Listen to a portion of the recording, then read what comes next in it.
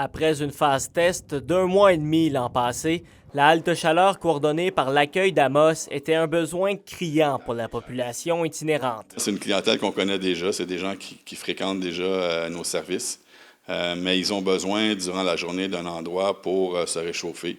Et puis la halte chaleur, c'est quelque chose qu'ils attendent depuis longtemps. Le constat est clair pour les intervenants de l'accueil.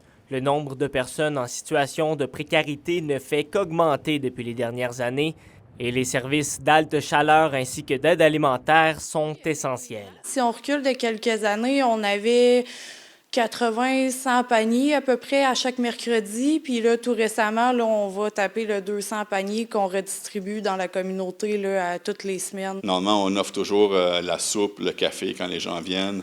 On essaie aussi de les divertir avec des jeux de société, de changer les idées. Il y a toujours un intervenant qui est ici. Pour le maire d'Amos, Sébastien Dastou, la situation de l'itinérance est préoccupante et c'est pourquoi la ville est partenaire du projet. On veut s'assurer que les gens vont être dans des endroits sécuritaires.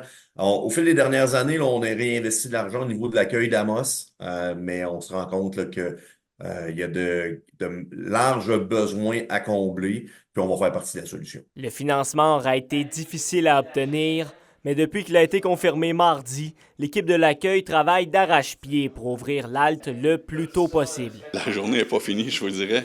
On a commencé depuis hier à essayer de s'installer. On va terminer en début d'après-midi.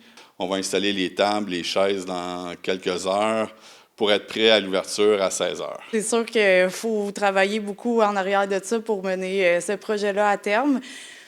Mais c'est les usagers qui vont en bénéficier, fait que ça vaut le coup. La halte chaleur sera ouverte jusqu'à la mi-avril et l'accueil d'Amos est toujours à la recherche de bénévoles et de dons pour lui permettre de bonifier son offre. William Maillé, RNC Nouvelles, à Amos.